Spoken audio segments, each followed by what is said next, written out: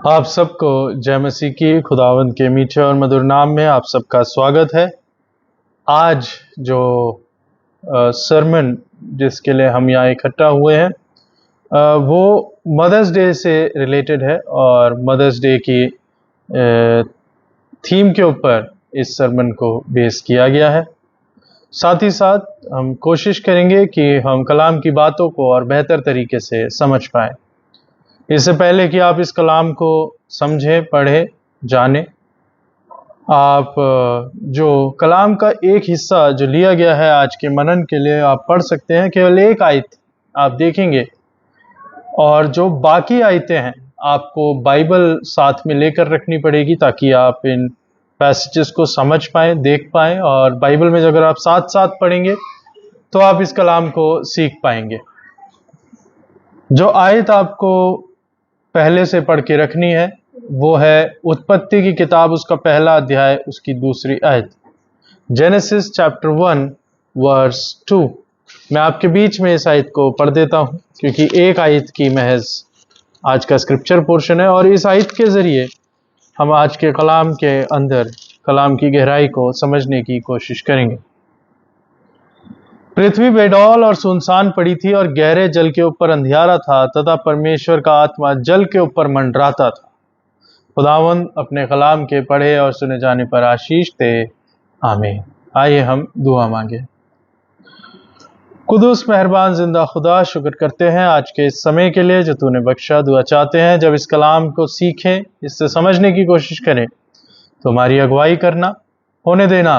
प्रभु जी, आज इस mother's day के लिए जब इस खास इबादत में, इस खास सरमन में हम शरीक होते हैं, तो हमारे साथ होना।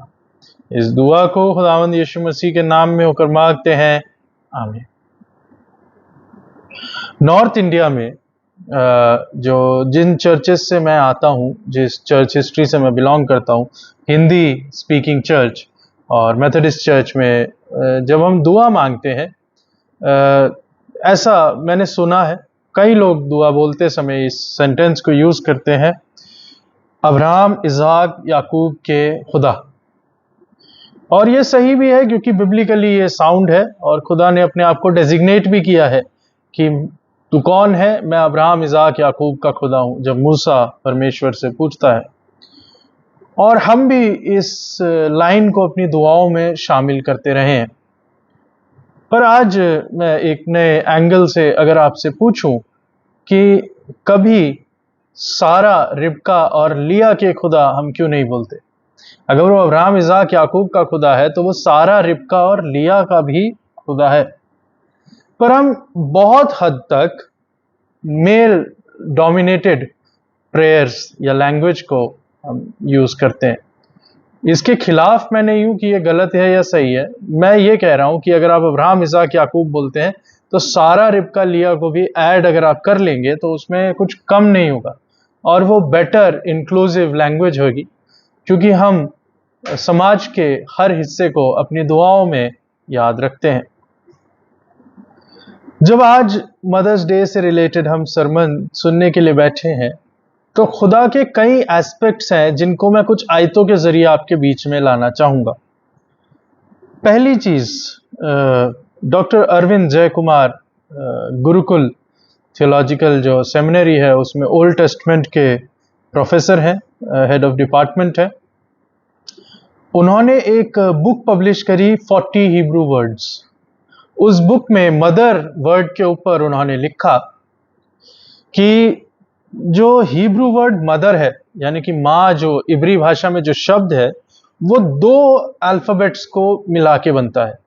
जैसे हमारी इंग्लिश में ABCD है, हिंदी में का खा गा घा है, उसी तरीके से हिब्रू भी अल्फाबेट्स है, अलिफ, बेत, गिमेल, दालित, अलग अलग अल्फाबेट्स हैं। अगर आपको इनके बारे में जानना हो, आप भजन संहिता 119 के जो भाग हैं, जो डिविजन्स हैं, उनको देखेंगे तो उधर आप पाएंगे अलिफ, बेत, गिमेल में डिविजन्स में ये भजन संहिता 119 है। उसी तरह हिब्रू अल्फाबेट्स में अगर आप मदर शब्द को लिखना चाहेंगे तो वो शब्द बनता है M। M मतलब माँ, मदर। जैसे हिंदी में हम माँ बोलेंगे, मम्मी बोलेंगे, इंग्लिश में मदर बोलेंगे, उसी तरह हिब्रू भाषा में अगर कोई कहे कि माँ शब्द को कैसे बोला जाए तो बोला जाएगा M। एम जो है दो शब्द से बनता है, अलिफ और मीम। अलिफ और मीम। अब जो ये अलिफ और मीम है, हर शब्द के साथ भी हिब्रू लैंग्वेज में एक फोटो है, एक पिक्चर जोड़ी जाती है हर अल्फाबेट के साथ। अलिफ शब्द को जोड़ा जाता है, उसका एक मीनिंग माना जाता है ऑक्स, यानी कि बैल, या फिर स्ट्रॉन्ग या स्ट्रेंथ, ताकत। अलिफ के साथ जोड़ा जाता है स्ट्रेंथ या ताकत।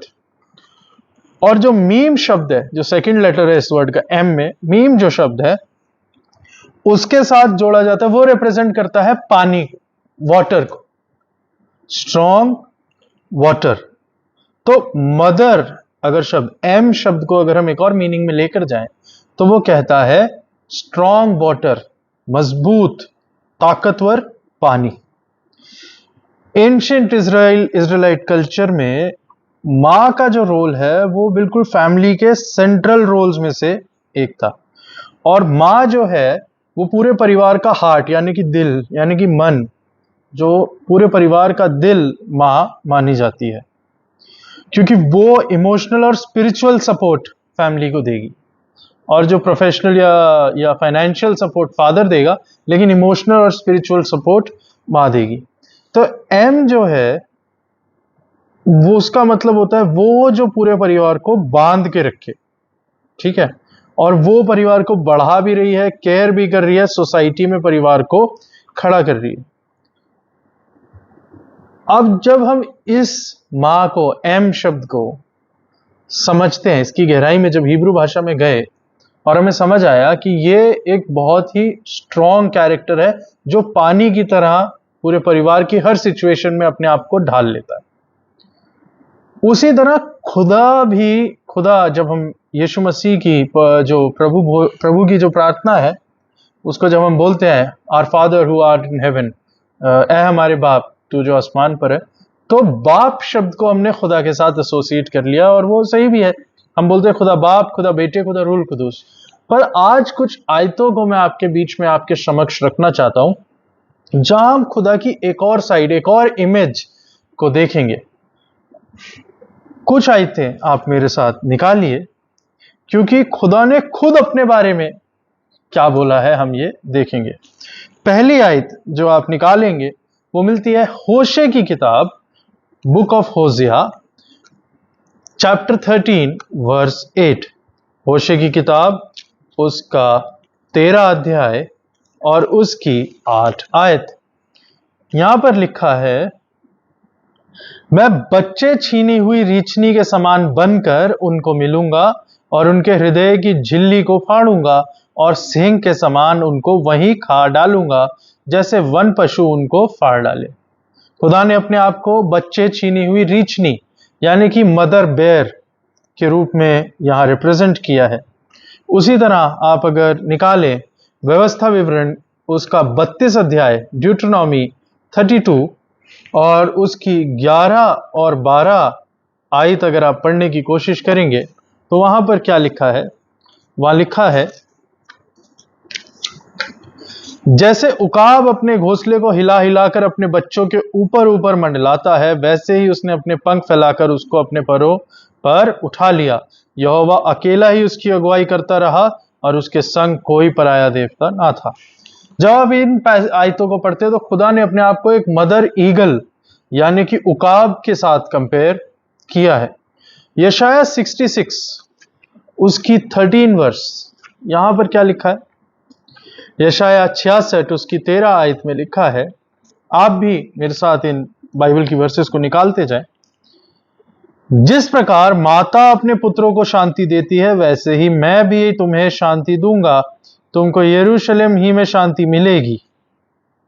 जिस तरह माता अपने पुत्रों को शांति देती है, वैसे ही मैं भी तुम्हें शांति दूंगा। अगली आयत जो पढ़ेंगे वो है आइजाया 49, यशाया 49 उसकी 15वीं आयत। यहां लिखा है, क्या यह हो सकता है कि कोई माता अपने दूध पीते बच्चे को भूल जाए और अपने जन्माए हुए लड़के पर दया ना करे? हाँ, वो तो भूल सकती है, परंतु मैं तुझे नहीं भूल सकता। खुदा कहता है, दूध पिलाती हुई मां तुम्हें भूल सकती है, पर मैं तुम्हें नहीं भूल सकता। मैं उससे भी ज्यादा अधिक प्यार तुमको करूंगा। Comforting mother.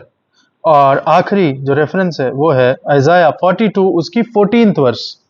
बहुत काल से तो मैं चुप रहा और मौन साधे अपने को रोकता रहा, परंतु अब जच्चा, जच्चा मतलब नर्सिंग मदर, जो पेन में एक औरत होती है, वो डिलीवरी के जो पेन में औरत होती है, परंतु अब जच्चा के समान चिल्लाऊंगा, मैं हाफ हाफ कर सांस भरूंगा।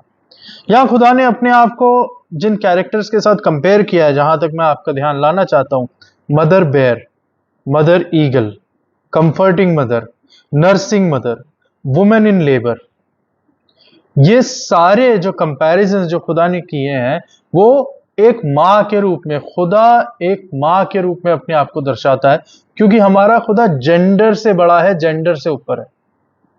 हमारा खुदा मां भी है, हमारा खुदा बाप भी है। उसने मां के प्रेम को भी मुझे दिया है और बाप के प्रेम को भी मुझे दिया है, क्योंकि कलाम कहता है तुम्हारी दूध पिलाती हुई मां तुम्हें भूल सकती है, परंतु मैं तुम्हें कभी ना भूलूंगा।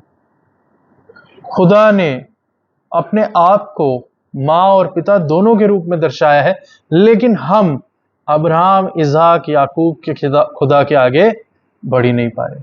कब हम उसे सारा, रिबका और लिया के खुदा का भी दर्जा देंगे? और जब मां के बारे में मैं बोलता हूं, तो मदर्स डे के रूप में, मदर्स डे के दिन पर मैं आपका ध्यान लाना चाहता हूं कि खुदा भी हमारी मां के रूप में, और हमें सेलिब्रेट करना चाहिए उस मां को जो निरंतरता से हमारे बीच में खुदा के रूप में बैठी हुई है, मौजूद है, हमारी जिंदगी को चलाती है। Depiction of motherhood qualities of God not only elevates the position of women, but it also shatters the age-old patriarchal ideology of considering mother figure as inferior. Patriarchal setup में मां को बाप के तुल्य से हल्का सा नीचे किया गया है, पर ऐसा नहीं है। खुदा इसको बराबरी के दर्जे पर लाता है कि मां भी उतनी एसेंशियल इंपॉर्टेंट है जितना कि पिता है, और ये दोनों बराबर है, दोनों की इज्जत बराबरी से की जाएगी, और खुदा हमारी जिंदगी में मां के रूप में भी आता है। अब मैं आपको एक और साइड पर लेकर चलूंगा, एक और हल्की सी गहराई में जाएंगे। आज का जो सरमन है काफी टेक्निकल है, लेकिन ये आपकी जिंदगी के लिए बहुत ही बहुमूल्य सोने के मोतियों की तरह है, क्योंकि ये सब चीजें शायद आपको आराम से यूजुअली ना मिल पाए, पर जब खुदा आपसे बात कर रहा है तो आप उसको सुने। उत्पत्ति 1 और उसकी दूसरी आयत जब हमने पढ़ी, तो वहां पर लिखा हुआ है कि पृथ्वी बेडौल और सुनसान पड़ी थी और गहरे जल के ऊपर अंधियारा था, तथा परमेश्वर का आत्मा जल के ऊपर मंडराता था। परमेश्वर का आत्मा यानी कि होली स्पिरिट। जब होली स्पिरिट का हिब्रू वर्ड अगर आप देखेंगे तो वो है रूआ एलोहीम। रूआ एलोहीम के बारे में अब जैसे मैं आपको एक एग्जाम्पल देना चाहता हूं। अगर मैं बोलूं नदी बहती है और पानी बहता है, ध्यान से सुनिएगा, नदी बहती है, पानी बहता है, गाड़ी जाती है, जहाज जाता है। अब जब हिंदी लैंग्वेज में इस बात को समझने की कोशिश करेंगे तो हर शब्द के साथ जेंडर एसोसिएटेड है। नदी फीमेल है तो वो बहती है, पर पानी मेल है, जबकि नदी तो पानी से ही बन रही है, पानी बहता है। गाड़ी जाती है, अब गाड़ी अगर फीमेल हो गई तो जहाज जाता है, जहाज मेल कैसे हो गया? ये मेल फीमेल हमने बहुत सी चीजों के साथ जोड़ा हुआ है। पेड़ गिर गया, ठीक है, डाली गिर गई, एक ही चीज में दोनों है, लेकिन मेल या फीमेल एट्रीब्यूट किया गया है। उसी तरह हिब्रू भाषा में हर शब्द, हर नाउन मेल या फीमेल है। तो जब भी आप एलोहिम यानी कि खुदा के नाम को देखेंगे वो मैस्कुलिन जेंडर, लेकिन जब आप इस पहले अध्याय की उत्पत्ति 1 उसकी दूसरी आयत में जब आप पढ़ते हैं कि पृथ्वी बेडौल सुनसान पड़ी थी और गहरे जल के ऊपर अंधियारा था, तथा परमेश्वर का आत्मा यानी कि रूहा एलोहीम, रूहा एलोहीम फेमिनिन वर्ड है, स्त्रीलिंग शब्द है। खुदा अपने त्रिएक होने में भी मैस्कुलिन और फेमिनिन को जोड़ता है और पूरा करता है। और जो होली स्पिरिट है उसको फेमिनिन नाउन के रूप में लिखा गया है। जिस भी हिब्रू भाषा लिखने वाले ने एसोसिएट किया होगा मैं नहीं जानता, लेकिन खुदा की एक बड़ी योजना में उसने ये ध्यान रखा कि दुनिया है जो औरतों को नीचा दिखाने की कोशिश करेगी, पर मैं अपने आप में इनको बराबर मानता हूं और इन्हें एक रखूंगा। इसलिए खुदा के आत्मा को फेमिनिन नाउन बोला गया है। और जब आप खुदा के आत्मा के बारे में पढ़ते हैं और गहराई में जाते हैं तो आप ध्यान देंगे इसी पहले अध्याय की 27 आयत जब आप पढ़ेंगे, उत्पत्ति 1:27, तो वहां लिखा है, तब परमेश्वर ने मनुष्य को अपने स्वरूप के अनुसार उत्पन्न किया, अपने ही स्वरूप के अनुसार परमेश्वर ने उसको उत्पन्न किया, नर और नारी करके उसने मनुष्यों की सृष्टि की। परमेश्वर ने अपने स्वरूप के अनुसार हमें उत्पन्न किया और नर और नारी करके उसने मनुष्य की सृष्टि की। अब नर और नारी जो है परमेश्वर का स्वरूप है, यानी कि नर भी परमेश्वर का स्वरूप है, नारी भी परमेश्वर का स्वरूप है। और अगर नारी भी परमेश्वर का स्वरूप है तो परमेश्वर बराबरी के दर्जे से नर और नारी को देखता है। और त्रिएक परमेश्वर ने जब हमें बनाया है तो नर भी बनाया है, नारी भी बनाया है, उसने भेदभाव नहीं करा है, पर हमने भेदभाव कर लिया है। इसलिए बाइबल में कुछ इंपॉर्टेंट समय और इंपॉर्टेंट इंसिडेंट्स में आपको कोट कराऊंगा और वहां पर मैं बताऊंगा कि परमेश्वर का आत्मा काम करता है। जब भी हम परमेश्वर के आत्मा के बारे में बात करते हैं, हम यूजुअली उसको न्यू टेस्टमेंट या न्यू टेस्टमेंट के आगे के हिस्से में हम उसको जोड़ते हैं कि पवित्र आत्मा वहां पर है, पर ओल्ड टेस्टमेंट में भी हम पवित्र आत्मा को पाते हैं। पहला हमने पढ़ दिया उत्पत्ति 1 उसकी 2 आयत में। अब अगला जो हम पढ़ेंगे वो पढ़ेंगे निर्गमन की किताब, एक्सोडस चैप्टर 31 वर्स 3। इधर लिखा है, और मैं उसको परमेश्वर की आत्मा से, जो बुद्धि, प्रवीणता, ज्ञान और सब प्रकार के कार्यों की समझ देने वाली आत्मा है, परिपूर्ण करता रहूंगा। परमेश्वर की आत्मा किस चीज में परिपूर्ण कर रही है? 31 चैप्टर की हेडिंग पढ़ेंगे तो वहां लिखा है निवास स्थान के लिए कारीगर। जो निवास स्थान को बनाएंगे उन कारीगरों को बुद्धि, ज्ञान, समझ परमेश्वर के आत्मा के जरिए मिलेगा। परमेश्वर का आत्मा फेमिनिन, जो फेमिनिन आत्मा है उसके जरिए ज्ञान और समझ इन कारीगरों को मिलेगी। उसी तरह आप पढ़िए निर्गमन 35, एक्सोडस 35 उसकी 31 वर्ष। यहां पर क्या लिखा है? और उसने उसको परमेश्वर के आत्मा से ऐसा परिपूर्ण किया है कि सब प्रकार की बनावट के लिए उसको ऐसी बुद्धि, समझ और ज्ञान मिला है। मिलाप वाले तंबू के कारीगर, परमेश्वर जहां रहेगा उस जगह को बनाने के लिए जो कारीगर है उनको जो बुद्धि समझ मिलेगी वो एक फेमिनिन माइंड, फेमिनिन आत्मा, यानी कि फेमिनिन नाउन के जरिए हम डिस्क्राइब कर रहे हैं, वो आत्मा बुद्धि और समझ दे रहा है। तीसरा आयत जो मैं आत्मा से रिलेटेड जो ओल्ड टेस्टमेंट का रेफरेंस पढ़ूंगा वो मिलता है 1 शमूएल 10 अध्याय उसकी 10 आयत। जब वे उधर उस पहाड़ के पास आए तब नबियों का एक दल उसको मिला और परमेश्वर का आत्मा उस पर बल से उतरा और वो उनके बीच में नबूवत करने लगा। यहाँ पे शाऊल राजा की बात हो रही है और राजा बनने से पहले, राज अभिषेक होने से पहले परमेश्वर का आत्मा उस पर उतरा और वो नबूवत करता रहा। और इस स्टोरी को आप पढ़ सकते हैं 1 शमूएल 10 अध्याय को, कि शाऊल को जब चुना जाना था, शाऊल को शमूएल ने भेजा और वो जब गया कारमेल पर्वत की ओर जा रहा है और जब वो नबियों के ग्रुप के अंदर घुसा है और वहां पर उसने परमेश्वर का आत्मा उस पर उतरा और वो नबूवत करना शुरू कर गया है और उसके बाद वो राजा चुना गया। पहला राजा जब इजराइल का चुना गया, परमेश्वर का आत्मा उसके ऊपर उतरा। जो भवन के लिए कारीगर चाहिए होते हैं, परमेश्वर का आत्मा ही उनको बुद्धि, समझ, ज्ञान देता है। जो परमेश्वर के मिलाप वाले, परमेश्वर के घर को बनाने के लिए जो लोग चाहिए, उसमें परमेश्वर का आत्मा ही बुद्धि, ज्ञान और समझ देता है। और ये परमेश्वर का आत्मा फेमिनिन नाउन है। और जब पूरे देश के लिए राजा चुना गया है तो उसको चलाने के लिए भी परमेश्वर ही बुद्धि, ज्ञान, समझ देता है और ये फेमिनिन नाउन है। जब आप नीति वचन 1 पढ़ेंगे और नीति वचन का आखिरी चैप्टर पढ़ेंगे तब आप पाएंगे फर्स्ट चैप्टर कहता है कि बुद्धि चौराहों पे खड़ी होकर चिल्लाती है। Wisdom is a feminine word. और जब आप नीति वचन के आखिरी चैप्टर में जाएंगे तो वहां लिखा है भली पत्नी अनमोल मूंगों से भी अधिक है।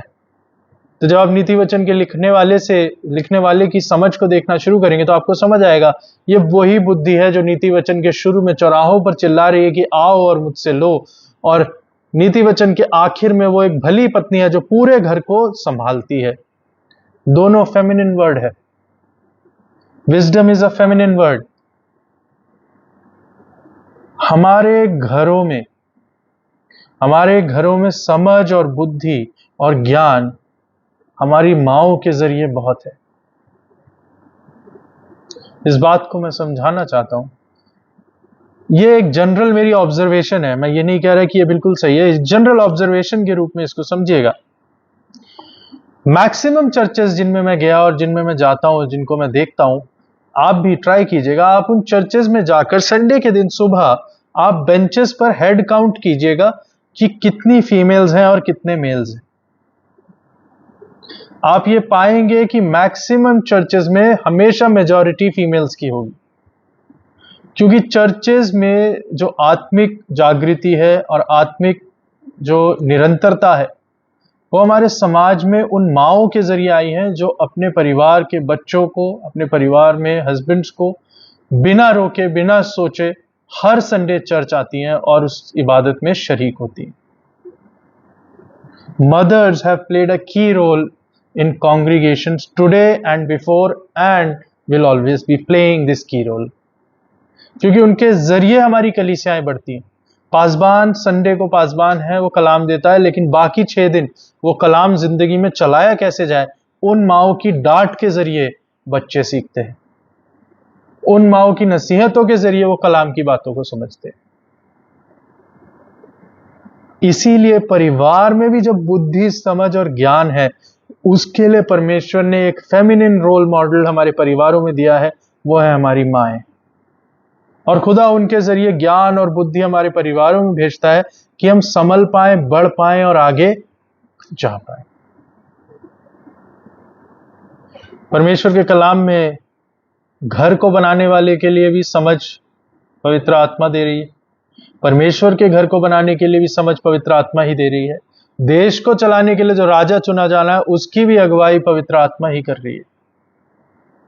उसी तरह परमेश्वर हमारी माओं को भेजता है हमारे घर को बनाने के लिए, हमारी स्पिरिचुअल लाइफ को बनाने के लिए और हमारी जिंदगी की बैलेंसेस को चेक्स में रखने के लिए। Women have played an important role in every aspect of Christian life, लेकिन उनको निचला दर्जा दिया जाता है। इसमें गलत कौन है? गलत मैं और आप हैं, जो इस बात को एंडोर्स करते हैं कि अब्राहम, इज़ाक और याकूब के खुदा को तो हम याद रखते हैं, सारा, रिबका और लिया के खुदा को हम भूल जा रहे हैं। हमारी दुआओं की लैंग्वेज में इंक्लूसिवनेस होनी चाहिए, हमारी भाषा बराबरी की होनी चाहिए, कोई भी नीचा या ऊंचा नहीं है, ना कोई यूनानी ना कोई इब्री, परमेश्वर की अनुग्रह और महिमा में सब एक है।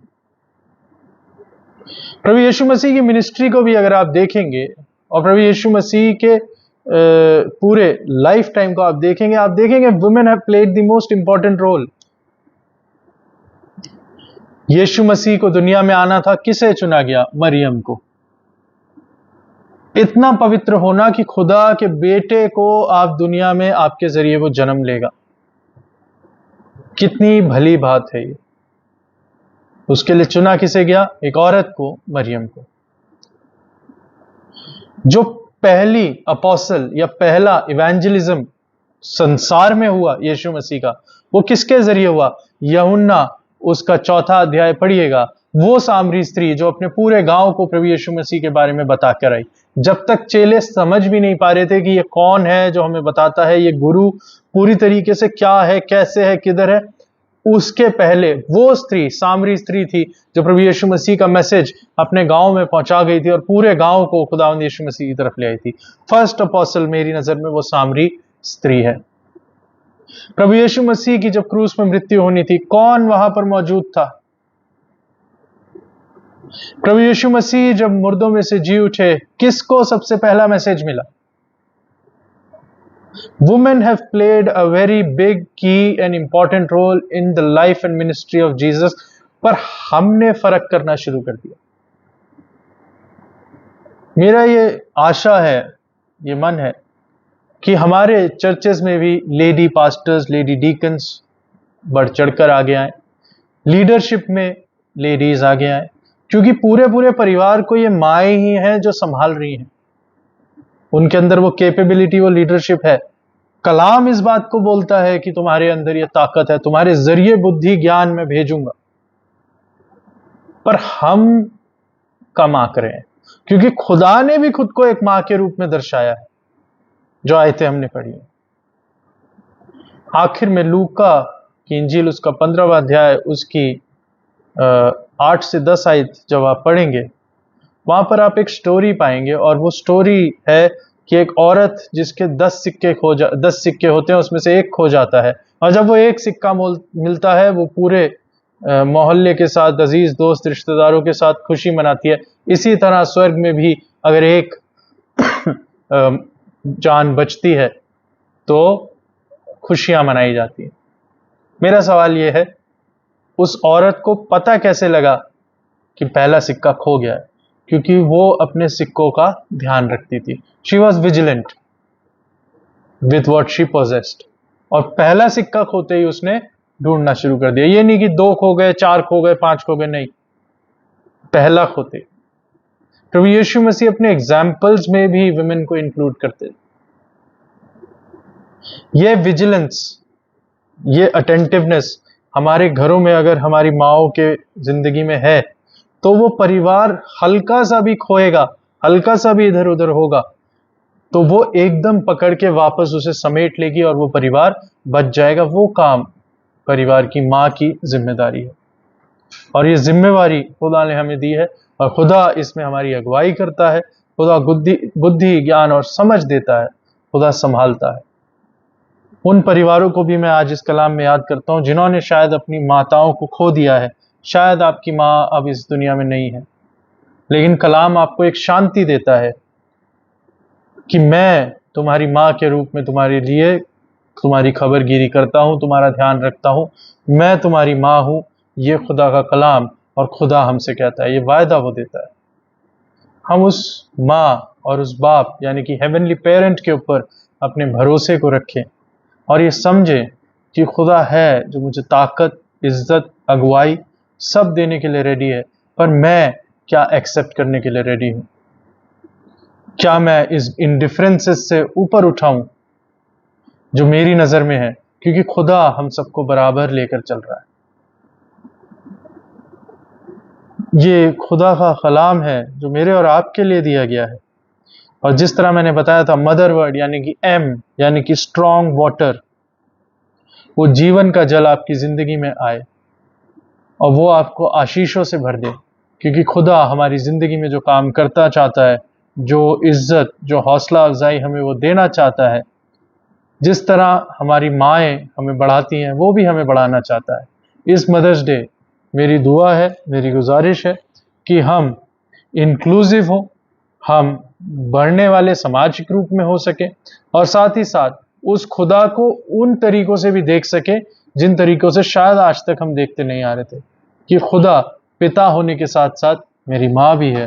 खुदा उस माँ की तरह मुझे मोहब्बत करना चाहता है। खुदा उस माँ की तरह मेरा ख्याल रखता है। खुदा उस माँ की तरह मुझे बढ़ाना चाहता है। तमाम बेटियों को जो खुदा की बेटियां हैं, उन सबको मैं मदर्स डे विश करना चाहूँगा, और आप सबके लिए ये मदर्स डे बहुतायत से बरकत का बाहिस हो। आइए हम दुआ मांगे। कुदूस मेहरबान जिंदा खुदा, शुक्र करते हैं इस कलाम के लिए जो आज हमने सुना, सीखा। होने देना ये मदर्स डे परमेश्वर हम सब के लिए बरकत का बाइस बन सके। इस दुआ को खुदावंद यीशु मसीह के जिंदा पाक और मुबारक नाम में होकर मांगते हैं, आमीन।